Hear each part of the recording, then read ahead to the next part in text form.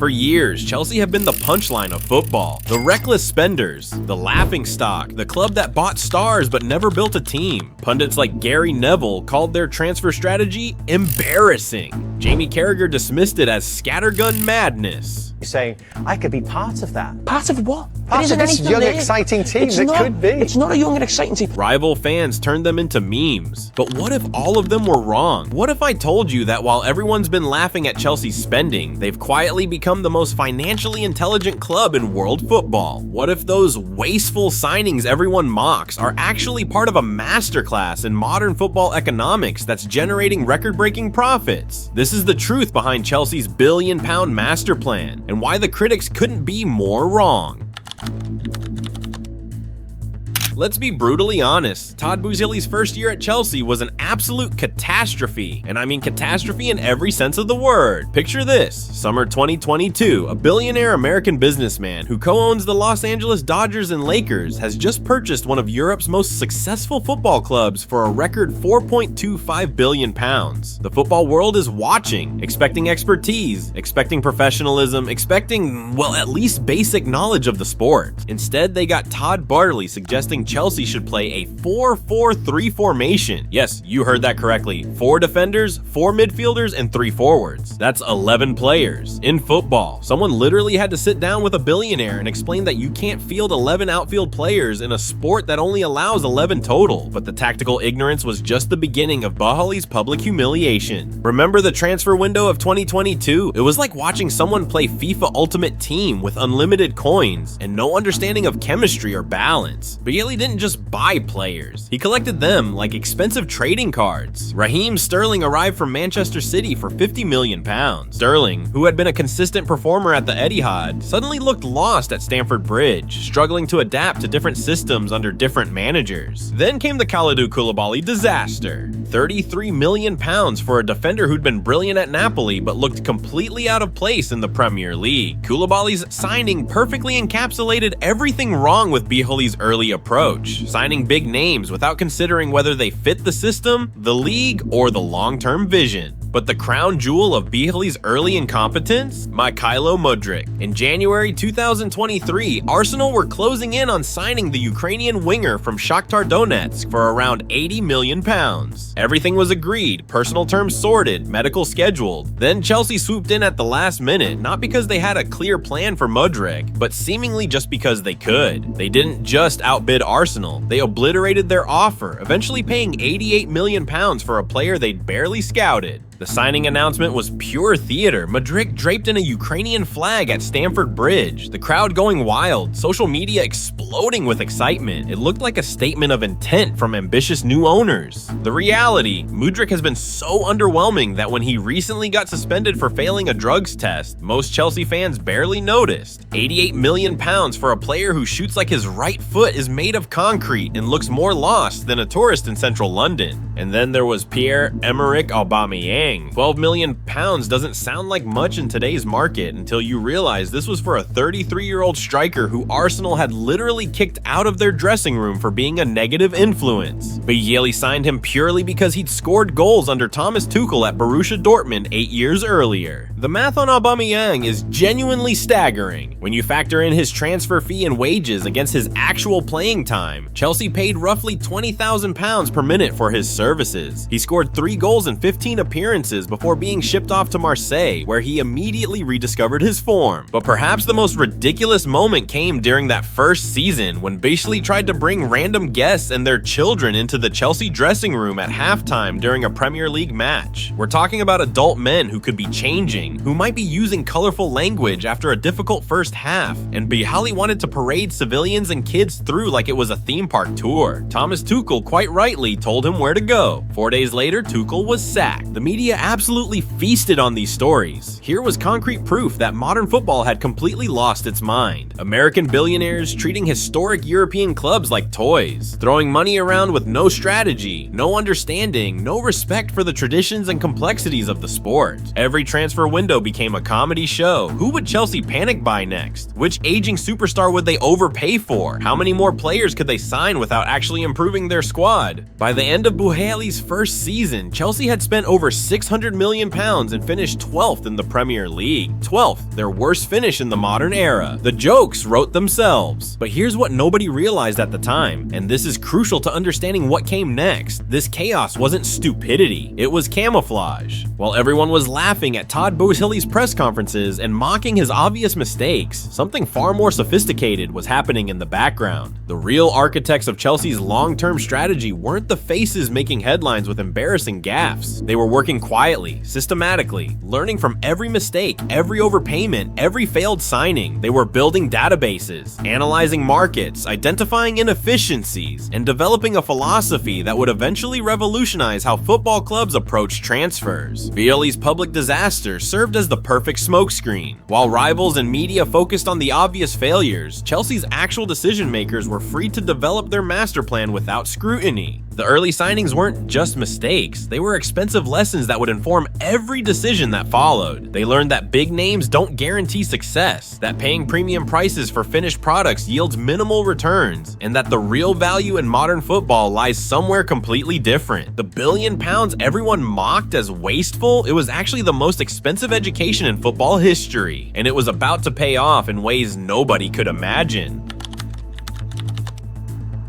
By summer 2023, something fundamental had changed at Chelsea. The transformation wasn't obvious at first. There were no press conferences announcing a new philosophy, no dramatic statements about lessons learned. But if you knew what to look for, the signs were everywhere. Gone were the desperate last-minute hijacks of other clubs' targets. Gone were the panic signings of aging superstars looking for one final payday. Gone was the scattergun approach that saw Chelsea linked with every available player in Europe, regardless of age, position, or suitability.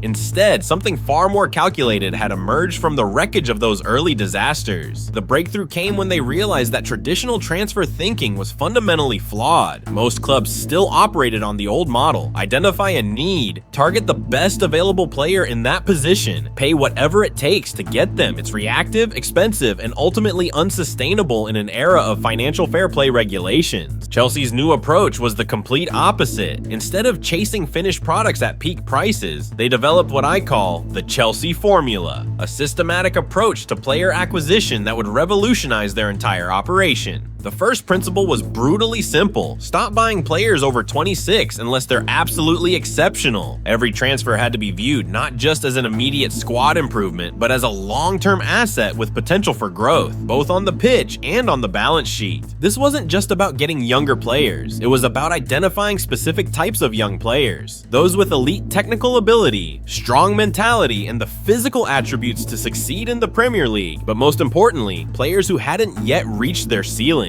Cole Palmer became the template. 21 years old when Chelsea signed him from Manchester City for £40 million, he was talented but unproven at the highest level. City supporters were devastated to lose him, but their club was willing to sell because they saw him as surplus to requirements. Chelsea saw something different. They saw a player with exceptional technical skills, perfect for the Premier League's pace and physicality, who could develop into something special under the right coaching. More crucially, they saw an asset that would only increase in value as he improved. The Palmer signing wasn't just about strengthening their attack, it was about acquiring a player who could become worth £100 million or more if he reached his potential. And if he didn't work out, a 21-year-old English international would always retain significant resale value. Here's where Chelsea's strategy became genuinely revolutionary, and where most critics completely missed the point. Traditional football wisdom says long contracts are risky. Tie yourself to a player for too long, and you're stuck if they decline or don't adapt. Chelsea flipped this thinking entirely. They started offering contracts that seemed absurd to outside observers. 7 years, 8 years, even 9-year deals became standard. Critics called it financial doping and contract manipulation, but the accounting logic was brilliant. Take a £100 million transfer fee. Traditionally, that cost is spread across a 5-year contract, meaning £20 million per year on the books. But spread that same fee across an 8-year contract, and suddenly you're only paying £12.5 million annually, a 37.5% reduction in yearly expenditure. This wasn't creative accounting for the sake of it. This was Chelsea understanding that financial fair play regulations focus on annual spending limits, not total expenditure. By extending contract lengths, they could sign more players while staying within the same yearly budget constraints. But the real genius was in the risk management. These weren't just long contracts. They were structured deals with performance incentives, sell-on clauses, and carefully crafted terms that protected Chelsea's interests. While revolutionizing their approach to external signings, Chelsea simultaneously recognized the goldmine they'd been sitting on for years: their academy. For decades, Chelsea's youth system had been one of Europe's finest, producing technically excellent players who understood the club's culture and values. But these players had rarely been given opportunities in the first team, instead being loaned out endlessly before eventually being sold. The new strategy changed everything. Academy graduates weren't just cheap squad fillers, they were premium assets that cost nothing to develop but could generate massive profits when sold at the right time. Conor Gallagher became the perfect example, a lifelong Chelsea fan who'd progressed through every level of their youth system. He was finally integrated into the first team and allowed to show his quality. When he was eventually sold to Atletico Madrid for £35 million, that was £35 million of pure profit on Chelsea's balance sheet. But the academy strategy went deeper than just developing players to sell. By promoting young talents like Levi Colwill and Reece James, Chelsea created a core of players who were not only talented but completely committed to the club's success. These weren't mercenaries playing for the highest bidder. They were Chelsea through and through. Perhaps most importantly, Chelsea's new strategy was systematic rather than reactive. Instead of waiting for transfer windows to identify targets, they were constantly monitoring players across Europe, building detailed profiles, tracking development patterns, and identifying opportunities months or even years in advance. They developed sophisticated data analysis systems that could identify undervalued players in smaller leagues, track the progress of teenagers who might not reach the market for years, and predict which established players might be available due to contract situations or club financial pressures. This wasn't just about signing better players, it was about signing the right players at the right time for the right price. Every acquisition had to fit into the broader strategic framework, contributing not just to immediate success, but to long-term sustainability. The transformation was remarkable. In just 12 months, Chelsea had evolved from the laughingstock of the transfer market to one of its most sophisticated operators. But the real test would come in how this strategy performed in practice. By 2024, the early signs were encouraging. Their young signings were developing rapidly under improved coaching. Their academy graduates were making meaningful contributions. And perhaps most importantly, they were beginning to generate significant profits from player sales while simultaneously improving their squad quality. The critics who had mocked their spending were about to discover that Chelsea hadn't been wasting money at all. The stage was set for the summer 2025 transfer window, where Chelsea would prove once and for all that their maligned strategy was actually the most brilliant piece of business in modern football.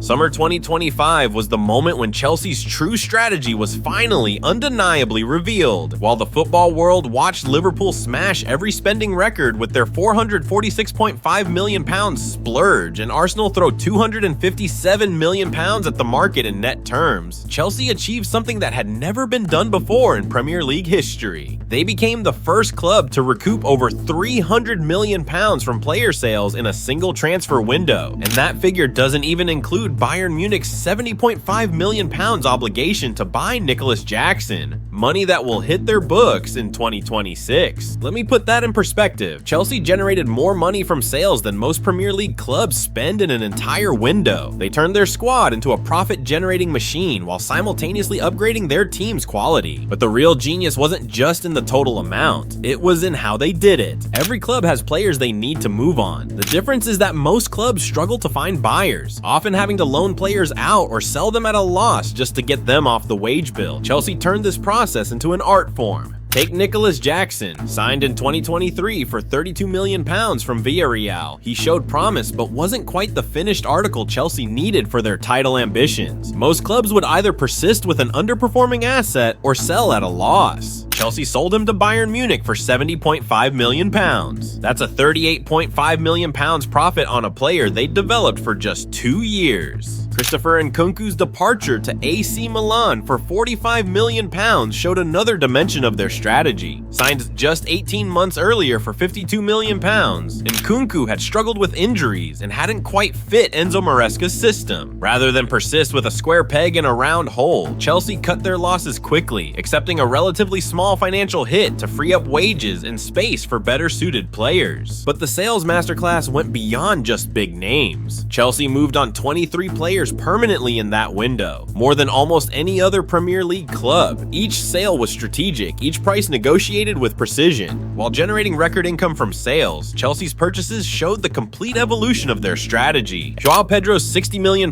move from Brighton was the statement signing. Here was a proven Premier League goal scorer, just 23 years old, who'd already demonstrated he could thrive in English football's unique demands. Brighton were reluctant to sell, but Chelsea's offer was structured so attractively that it became impossible to refuse. The beauty of the Pedro signing wasn't just his immediate impact, it was the asset management principle behind it. At 23, he had at least 7 prime years ahead of him. Even if Chelsea decided to sell him in 3 years, they'd likely recoup most or all of their investment while getting the benefit of his best years. Jamie Gittins arrived from Borussia Dortmund for £56 million, representing Chelsea's commitment to identifying the best young talent across Europe. At just 20 years old, Gittins had already established himself as one of Germany's most exciting prospects. Dortmund's track record of developing young wingers, Jadon Sancho, Ousmane Dembele, Christian Pulisic, suggested Chelsea were getting a player with enormous potential. The Gittins deal also showed Chelsea's improved negotiating position. Rather than being seen as desperate buyers who could be overcharged, they'd built a reputation as serious, professional operators. Dortmund respected their approach and were willing to negotiate fairly. Liam Delap's £30 million move from Ipswich might have seemed excessive for a championship player, but Chelsea's analysis team had identified him as a special talent, young, physically imposing, technically skilled, and hungry to prove himself at the highest level. Exactly the profile that fit their new strategy. More importantly, Delap represented value in an inflated market. $30 million for a 21-year-old striker with his potential was actually reasonable compared to the fees being demanded for more established players. And then came Estevão Willian, a high-profile signing from Palmeiras reported at about £34 million, underlining Chelsea's intent to strengthen with both proven quality and long-term potential. Still a teenager, Estevão had already been widely praised in Brazil for his creativity, dribbling, and playmaking, a player who combines direct attacking threat with a composure beyond his years. His rise through Palmeiras' setup and the plaudits he earned in the Brazilian top flight convinced Chelsea's recruitment team they were investing in a rare young talent rather than a short-term gamble. Estevão's arrival added pace, flair, and positional versatility to Chelsea's forward line, the sort of profile that can change games immediately while also developing into a long-term tactical asset. When all the numbers were calculated, Chelsea's summer 2025 business showed a net spend of just £3.54 million.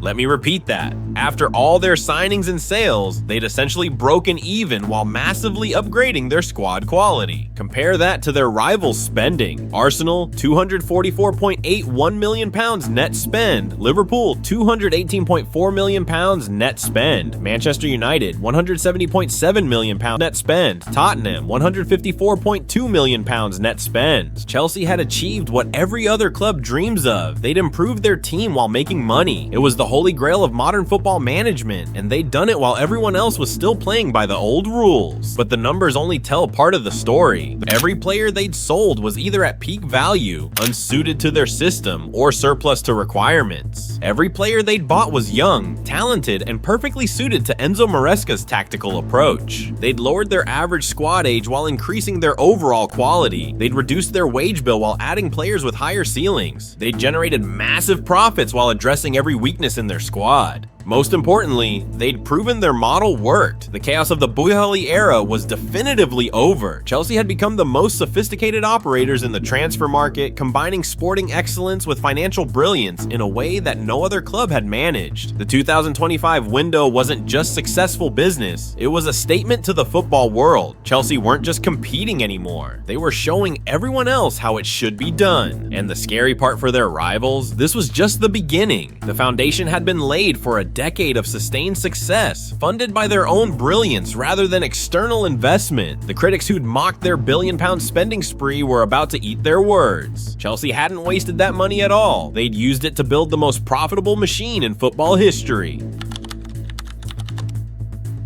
All the financial wizardry in the world means absolutely nothing if it doesn't translate into success on the pitch. Manchester United have proven that for years. They can spend £1 billion and still finish mid-table if the football strategy is wrong. This is where Enzo Maresca's appointment proves to be the final, crucial piece of Chelsea's master plan, because what Chelsea's leadership understood, and what separated them from every other club trying to balance the books, is that sustainable success requires more than just smart accounting. You need the right coach, implementing the right system, maximizing the potential of the right players. And in Maresca, they found someone who could take their expensively assembled young talent and turn them into world beaters. When Chelsea appointed Enzo Maresca in summer 2024, the reaction was mixed at best. Here was a manager who'd had one successful season with Leicester City in the Championship, no Premier League experience as a head coach, no European pedigree, another unknown quantity in a long line of Chelsea managerial appointments that seemed more hopeful than strategic. But Chelsea's recruitment team had done their homework. Maresca wasn't just a successful Championship manager, he was Pep Guardiola's former assistant at Manchester City, trained in the most sophisticated tactical system in modern football. More importantly, his Leicester team had played exactly the style of football that would suit Chelsea's young, technically gifted squad. Maresca's Maresca ball philosophy was built around the principles he'd learned from Guardiola: possession-based play, positional fluidity, high pressing, and intricate passing patterns. But unlike Pep's more rigid systematic approach, Maresca added flexibility and adaptability that made his system perfect for younger players still developing their understanding of the game. The appointment made perfect sense when you understood Chelsea's transfer strategy. They'd spent 3 years accumulating technically excellent young players: Cole Palmer, Enzo Fernandez, Moises Caicedo, Mikhailo Mudryk, Nicholas Jackson. These weren't players who needed a disciplinarian or a motivator. They needed a coach who could maximize their technical ability and help them understand how to play as a cohesive unit. Maresca was exactly that coach, and the results have been nothing short of spectacular. July 13th, 2025, MetLife Stadium, New Jersey. The FIFA Club World Cup Final, Paris Saint-Germain, the European champions and arguably the best team on the planet, against Chelsea, who most observers saw as talented but inexperienced youngsters still learning their trade. PSG had won 4 trophies already that season and were chasing an unprecedented 7 major titles in one campaign. They were overwhelming favorites. What followed was one of the most tactically perfect performances in recent memory. Chelsea didn't just beat PSG, they dominated them so completely that the French champions looked like they were playing a different sport. The game plan was Maresca at his brilliant best. Chelsea pressed PSG's midfield with suffocating intensity, forcing them into mistakes and preventing them from building their usual flowing attacks. Cole Palmer dropped into pockets of space that PSG couldn't cover, pulling their defensive structure apart. Joao Pedro's movement constantly dragged defenders out of position, creating space for others to exploit. Within 35 minutes, Chelsea led 3-0. Palmer scored twice with clinical finishes that showed exactly why City had been so reluctant to sell him. Then he turned provider, setting up Pedro for a goal that capped off one of the most dominant first-half performances you'll ever see at this level. PSG, shell-shocked and tactically outclassed, never recovered. The final score was 3-0, but it could have been twice that. Chelsea had just dismantled the best team in the world using a squad whose average age was barely 23. After the match, Maresca's tactical explanation revealed the depth of his preparation. We identified the space either side of Vitinha as our point of emphasis. We created a box around their midfield 3, with Reece and Caicedo pressing their wide midfielders while Enzo pressed Vitinha directly. It was just perfect execution of our game plan. Palmer was named man of the match and was the tournament's best player, but the real winner was Maresca's system, which had taken a group of talented individuals and turned them into a devastating collective unit. The Club World Cup triumph was spectacular, but winning a tournament in America doesn't guarantee Premier League success. The real test was whether Chelsea could maintain that level consistently against the week-to-week grind of English football. The answer has been emphatic. Their current form is remarkable: 2 straight Premier League wins and a draw, just 2 points behind Liverpool at the top of the table, playing with a confidence and maturity that seems impossible given the average age of their squad. This depth isn't accidental, it's the direct result of Chelsea's transfer strategy, creating a squad where even the backup players are of exceptional quality. When Palmer misses games through injury, as he did recently against West Ham, Chelsea can bring in Estevao and still win 5-1 away from home. Speaking of that West Ham performance, it perfectly encapsulated how far Chelsea have come. Missing their star player, they could have struggled. Instead, they produced one of the most ruthless away performances of the season, scoring 5 goals and never looking in danger. Estevão, the 18-year-old Brazilian, became the youngest player ever to assist a Premier League goal for Chelsea. João Pedro scored and looked completely at home leading the line. The team's response to adversity showed exactly the kind of character that wins titles. Chelsea's success under Maresca has been built on collective excellence. The Italian has taken players like Enzo Fernandez and Moises Caicedo, both criticized in their early Chelsea careers, and turned them into the foundation of his system. Fernandez, who struggled to justify his British record £106 million fee in his first 18 months, has become the perfect deep-lying playmaker in Maresca's system. His passing range, tactical intelligence, and work rate have made him indispensable to how Chelsea build attacks and control games. Caicedo's transformation has been even more dramatic. Initially seen as a defensive midfielder who'd been overpaid for, he's developed into a complete box-to-box player whose energy, pressing, and ball-winning ability have become crucial to Chelsea's high-intensity style. This is what separates Chelsea's approach from other clubs that have spent heavily on young talent. It's not enough to buy promising players and hope they develop. You need the right coaching, the right system, and the right environment for that development to reach its full potential. Under Maresca, Chelsea have created exactly that environment, and the results speak for themselves. A team that's gone from laughingstock to legitimate title contender in the space of 18 months. The financial genius was always going to be meaningless without on-pitch success. But with Maresca's tactical brilliance unlocking the potential of their expensively assembled squad, Chelsea have proven that their strategy works on every level. The revolution is complete. Chelsea aren't just making money, they're winning trophies, and they're just getting started.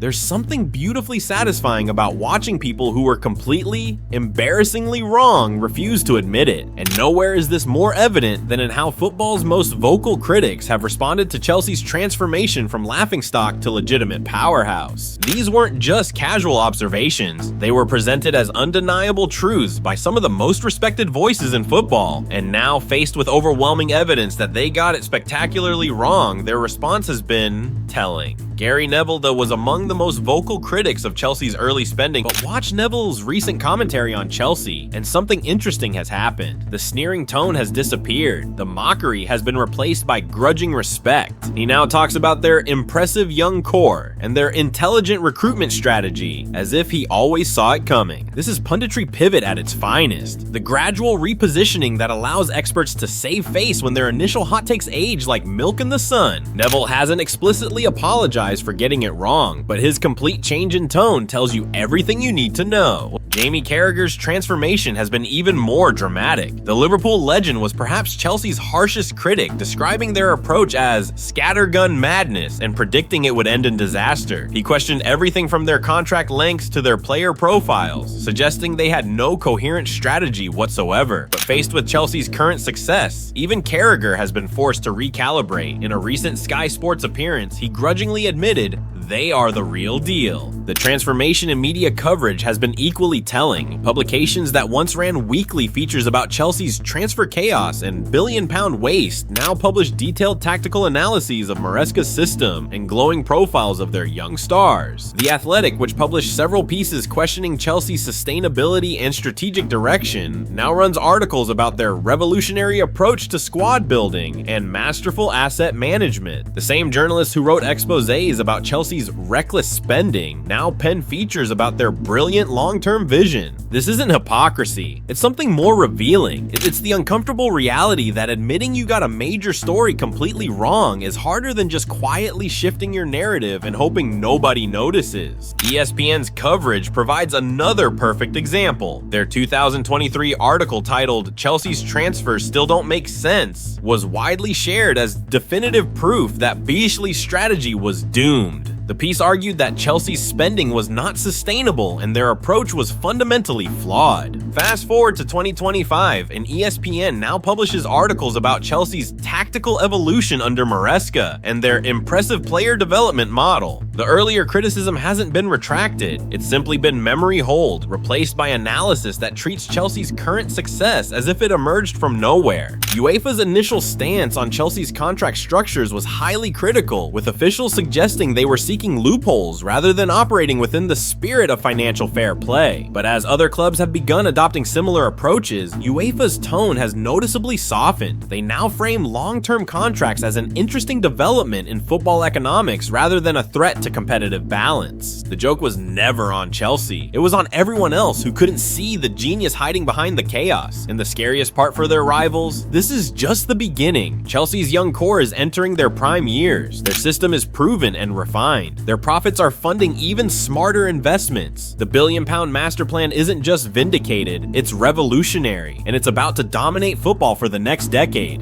If you enjoyed this deep dive into the most misunderstood strategy in modern football, smash that like button and hit subscribe for more analysis that goes beyond the headlines. What do you think? Are Chelsea geniuses who played the long game, or did they just get lucky that their chaos eventually worked out? Let me know in the comments below. Until next time, this has been your look behind the numbers, beyond the noise, and into the billion-pound brilliance that fooled everyone except the people smart enough to execute it.